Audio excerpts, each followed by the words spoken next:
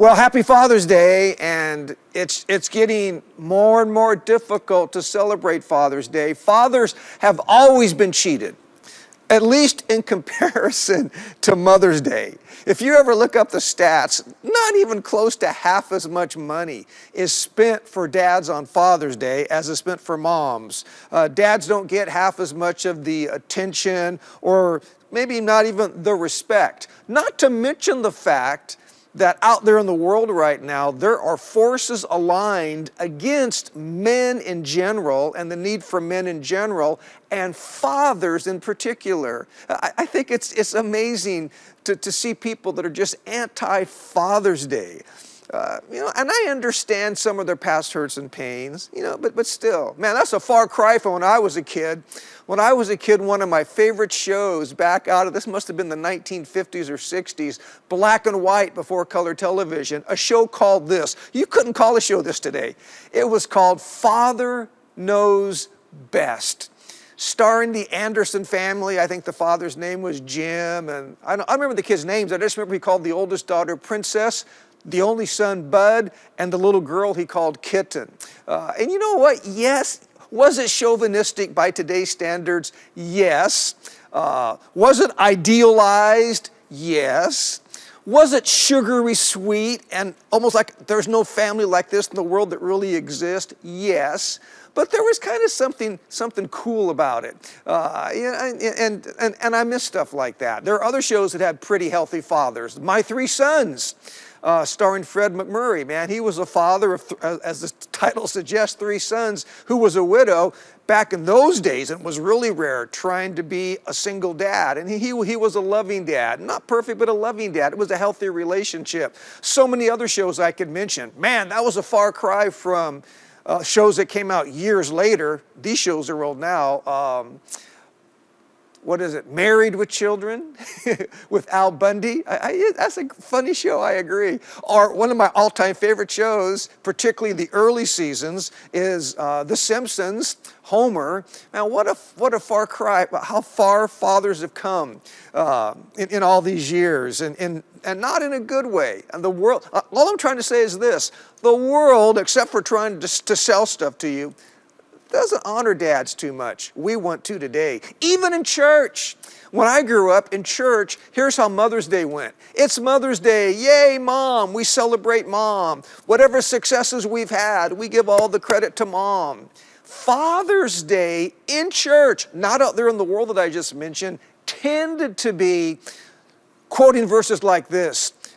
Where are the fathers? We need more fathers. In other words, while moms were celebrated, dads were kind of corrected. And that always came across to me kind of weird. Well, if I was a dad, why even show up to church on Sunday when I'm not going to be celebrated? I'm just going to be corrected. So today, come on, let's spend a few moments. Let's honor dads. Let's celebrate dads. And let's go beyond just walking down an aisle where they have gift cards. In fact, walking down an aisle at a store trying to get a card for Mom on Mother's Day, no problem. For dad, that's becoming an issue. In fact, dads have to share it. It's dads and grads. Sometimes you find more graduation cards than you're going to find Father's Day cards. For me, however, Father's Day is not so much about what I get. Father's Day is about what I have been given.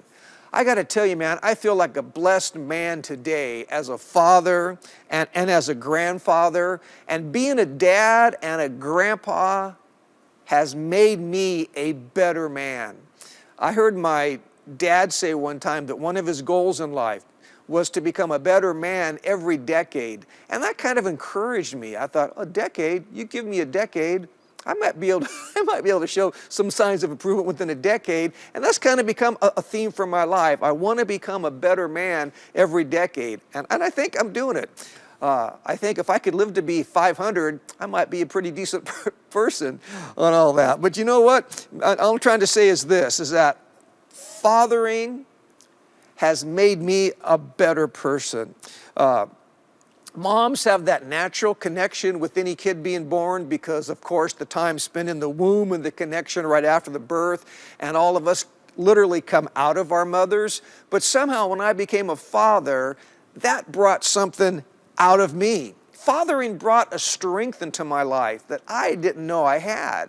Fathering brought out of me a passion for stuff that I thought I knew about but really did not know that much about. Things like sacrifice and protection and even love. If I'm to be brutally honest, fathering also can be very, very scary. I will never forget when our firstborn, Pastor Dan, was born and spent the first day or so, however long, at San Dimas Community Hospital right up here, up the street here. And all of a sudden, the nurse said, okay, you guys can take him home now. I'm like, what? We can take him home? I was like, that was scary. The first night that we had Dan home, I literally didn't sleep 1 second. I was so exhausted the next day from not sleeping. I can literally remember thinking, how will I ever survive? How have human beings been fathers and moms all these years when I can't even make it one day? You know what though? Being a father and now decades later, a grandfather has strengthened me, has made me a better man, and has helped me to overcome a lot of my fears. Have I been perfect? Absolutely not. Have I made a lot of mistakes? You bet. And do I still have fears that maybe I'm not going to be the best grandfather I should be? Absolutely. But I'm so thankful for the privilege I've had to be a father. Happy Father's Day. In 2022, I still want to wish you happy Father's Day. For a passage today, I wanted to use one since I've taught on fathers so often over the years, celebrating Father's Day. I want to go to a passage I've never used before. And it's a chapter that you're going to recognize, it, particularly 1 or 2 verses you will recognize. And it's in the context of a father talking to his son. The book of Proverbs is sort of positioned like the words of a father speaking to his children. That's why you'll find in Proverbs often verses like this. Listen to your father. Pay attention to your mother, for the words they speak to you are life. Proverbs chapter 3 is no exception. Let me just kind of glide through the first 10 verses and then highlight 2 of them. It says in Proverbs chapter 3 verse 1, my son, do not forget my teaching, but keep my commands in your heart. Now watch this. For they will, these verses here, they kind of offer you a responsibility, I don't like the word commandment, principle, life-giving principle. And if you do this principle, it comes with a promise that if we do this, then that will happen. Like with anything else in life, promises like this aren't always universally true, but they're generally true. So here we go again. My son, forget not my teaching, but keep my commands in your heart, for they will prolong your life many years and bring you peace and prosperity. That sounds good to me. I'm not a Trekkie, but was it Mr. Spock? I don't know if it's this or this. Live long and prosper, then keep God's commands in your heart. How about the next one? Let love and faithfulness never leave you. Bind them around your neck. Write them on the tablet of your heart. Then you will find favor with God. You will find favor and a good name. I like that. A good reputation in the sight of God and man. Then here's the one I may talk about for a moment or two.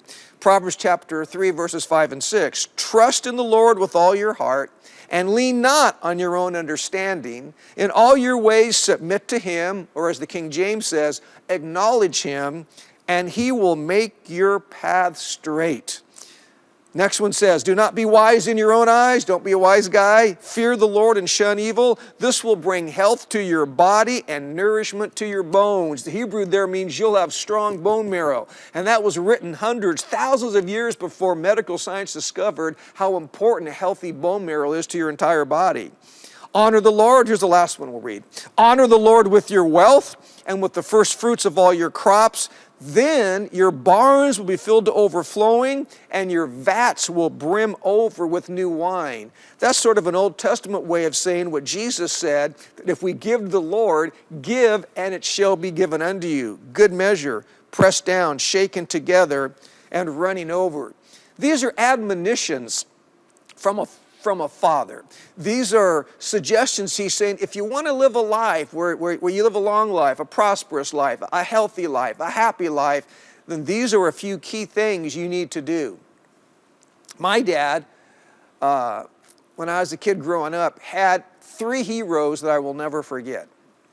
And I've gleaned principles from him. One of his heroes was the Lone Ranger. Now, I'm too young to remember the radio show Lone Ranger. Probably all of you are. And I'm not talking about later on, there was a movie on the Lone Ranger starring, he's been in the news recently, Johnny Depp.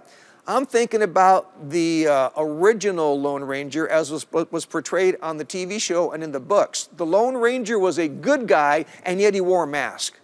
Cowboy days. Most of the time in cowboy days, even today, people that wear masks, other than the COVID issue, they're bad guys. They're trying to hide their face so no one can recognize them. The Lone Ranger did the opposite. He wore a mask, wore a white horse named Silver, I think, Hi-Yo Silver away. And, he'd go and save the town, save the village, save whatever. He would go through it. And at the end of the show, every time after he had done good, people would turn around to thank him, and they couldn't find him. And then off in the distance, you'd see Silver rear, Hi-Yo Silver away, and the Lone Ranger would ride off. When I asked my dad one time, why do you like the Lone Ranger so much? I'll never forget his answer. He said, because Jim, like we should do as Christians, the Lone Ranger goes about doing good and helping people and never hangs around to get the thanks. Not that getting thanks is bad, but we should not do things just to get the thanks. You know who I learned that from? My daddy. Another hero that my dad had was Joe Dimaggio. Again, his baseball career was over before I can remember it too. But that was the Yankee center fielder, the Yankee Clipper, one of the greatest baseball players of all time. So I used to ask my dad, Dad, what do you like about Joe Dimaggio? He said, Joe Dimaggio, and to this day, among baseball historians or baseball fanatics, they know he was one of the smoothest players ever. At the plate and in the outfield, he made difficult plays look easy. Very often in sports, in this day and age, I mean, come on, people want to look spectacular, and very often, whether it's an outfielder in baseball making a catch and he makes the catch look like it was really difficult, my dad would point out, you know what Joe Dimaggio would have done in that play? I go, what, Dad? He would have run to that ball before the ball ever fell out of the sky, got under it, and caught it, and he would have made it look routine so that nobody in the stands would have cheered that loud because they just thought Joe Dimaggio made a routine play. Only people that would really know baseball would know that he made something very difficult look routine. My dad taught me that in life. He says, Jim, when you're going through difficult times and God calls upon you to do difficult stuff, don't always do it. You have to always let people know how hard life is and what is difficult. So the world goes, oh, look at Pastor Jim. Look, he made it through that tough time. Now, again, there's nothing wrong with encouraging each other. I like to be encouraged like anyone else. But my dad taught me, but don't do it for that. He said, make tough things in life look routine. He learned that from Joe Dimaggio. And finally, his last hero was the great UCLA basketball coach of years gone by. The top college basketball player of the year award is still named after the late, great John Wooden.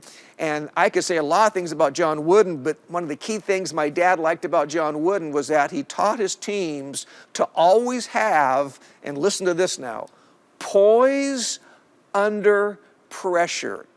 Back in those days, nobody liked the UCLA Bruins except for UCLA fans because they won the championship, 10 out of 11 years, and after a while, the rest of the world was ready for someone else. So, man, when the Bruins would travel to other stadiums and arenas, the refs were often giving them bad calls and all that. Wooden taught them, look, I don't care if we win or lose, we're going to keep our poise under pressure.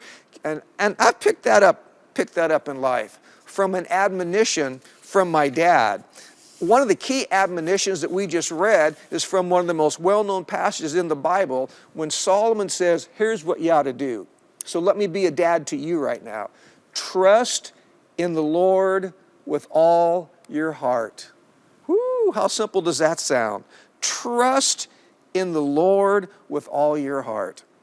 You know what? When days get dark, and they will, when times get rough, and they will, when your friends get flaky, and they will, When money's not enough and education, despite all your degrees, are really not going to see you through. And when you literally don't have enough names on your phone under your friends section that are going to really see you through this season of your life, I want to let you know, Solomon says, there is someone you can rely upon, and that is the Lord your God who made you and who loves you.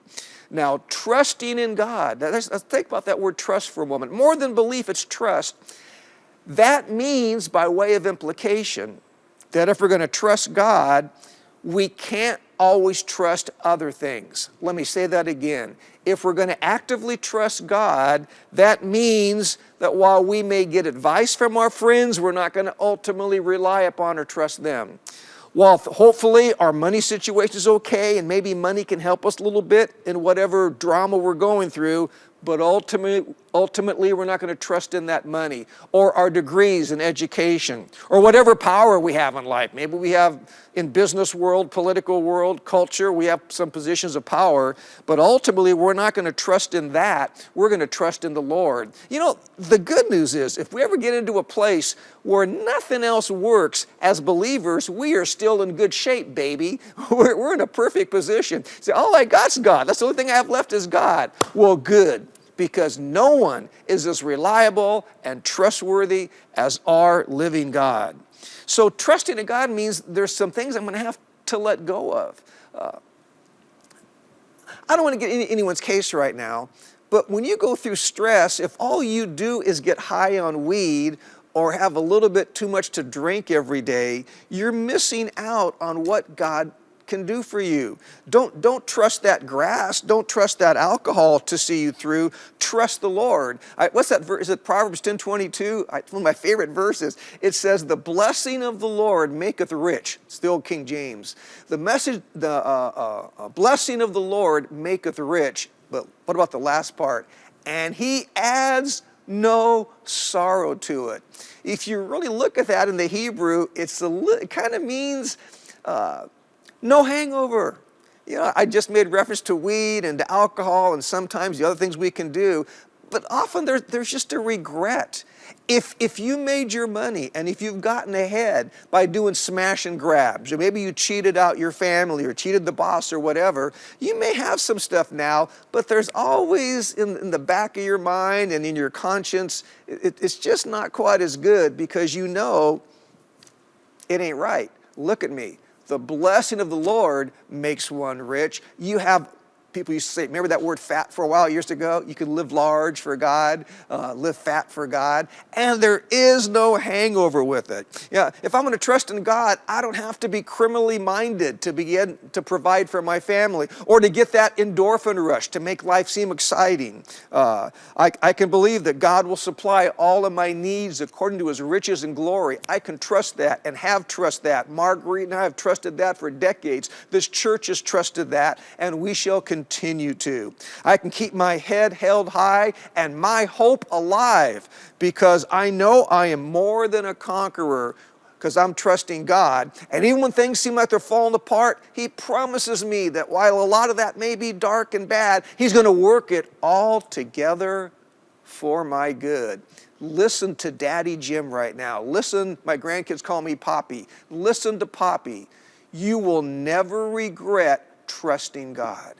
You'll regret at times trusting other stuff. And I'm not saying that other stuff at times can't be helpful. Friends and money and all that. Yeah, it can be helpful sometimes. But ultimately, trust in the Lord with all your heart. Lean not on your own understanding. You know, think about that word lean. If I was to lean on this little stand right now, and the more I lean on it, the more that's a symbol that I'm trusting.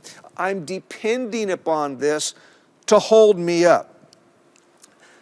I think if you would just think about it, God is asking us, he's not saying don't use your mind, don't get help from wise friends, don't do this other stuff. He's simply saying don't totally rely on things without God. Don't totally trust your own instincts. Why? Because your own understanding, your own instincts can sometimes be wrong. Has anyone ever noticed that? Sometimes, I hate to say it, but sometimes my thoughts are off. My perception, and this is what I think I'm seeing, but my perception is misguided. I may be misinformed with what people have told me. I really believe a lot of times in trusting your instincts. I get that. But look at me. Sometimes my instincts aren't God. Sometimes my instincts can be incorrect. And feelings are sometimes based upon not what's really going on. My feelings are real, my pain is real, my anxiety is real, but maybe what I'm focused on isn't all that real. And even if it is, I have a God that can help me overcome. I think it's amazing that in our culture, we are increasingly producing a generation that don't have any ability to question their own judgment. And to lean upon the Lord, he's saying, don't totally trust your own judgment.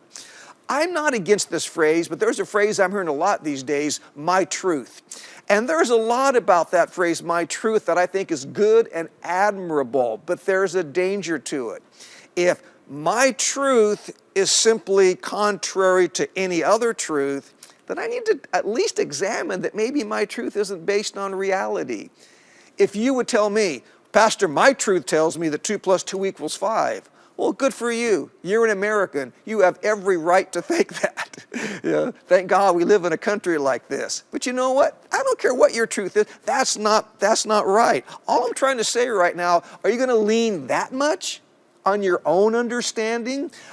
Yes, I would like my truth in my life, but I also want his truth. Jesus said, I am the way, the truth, and the life. Ooh, I like that. So learn to question your own judgment. Are you at least willing to ask yourself, might my opinion be biased because of my past hurts, my past pain, what I've been through, what other people have done to me, whatever? Might I be wrong? Another good reason to lean upon God, and if you want to live a good life, Dad's talking to you right now, let Poppy talk to you. Another reason is because some people have a real challenge when it comes to what I call pushing the pause button. In other words, a lot of people in today's world, they go direct from emotion to action, from feeling to doing. They have more instinct than intelligence. Prison, as you well know, is full of people who just, boom, do not have a pause button.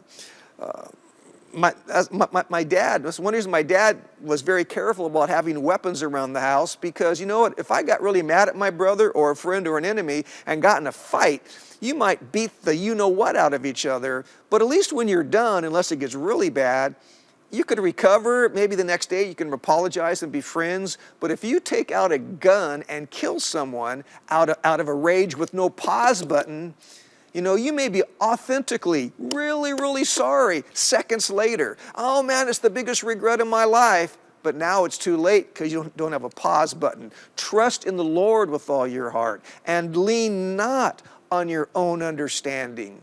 It also says to acknowledge him. That was the King James Version. In all your ways, acknowledge him. Acknowledge him. That's what athletes do when they win awards. They get up there and they give acknowledgments. I want to thank my mom. It's Father's Day. I want to thank my dad. I want to thank my coach I had in Little League. And they acknowledge people. People, when they win the Oscars or a Grammy, they get up and they acknowledge people. I wish I could convince more believers that it is a healthy thing to do as you go through life, to acknowledge the Lord in all of your ways. In all your ways, honor his reality. Again, our culture today is, in essence, in many ways, trying to declare that God is dead. But for those of us who know the Lord, we're going to acknowledge him. You know, I wouldn't be where I'm at today were it not for the Lord. I want to honor his reality. I want to affirm his presence. I'll tell you what, when you go through the fire, he's there. Acknowledge him. When the storm rages, acknowledge him. He is with you. Even though I walk through the valley of the shadow of death, I will fear no evil. Why? Because he is with me. Listen to Poppy Jim right now. Trust with all your heart. Don't lean on your own understanding. In all of your ways, acknowledge him. You know, I better stop. I'm out of time. So let me end this. And what will happen? Because every one of these admonitions, if you remember from the beginning, had a promise to us. So if you trust in God with all your heart, if you don't lean on your own understanding alone, don't just rely on that alone. If in all your ways you at least acknowledge him, you know what he will do? He will direct your paths. Now, for years, when I've taught on this, and almost all teaching I hear on this emphasizes a real truth. Today, we might say it like this: God will be our GPS system for life. God will lead us here. I sometimes tell God, God, I don't know for sure what to do, so I'm going to do this. And God, if this isn't you, would you block it? Would you shut a door? And I can't tell you how often God has done that for me. God will lead and direct. But the word here in the Hebrew that God will direct or guide our paths means more than simply telling us which way to go. Ooh, this is good. This word implies that he will prepare the way and he'll make it easier.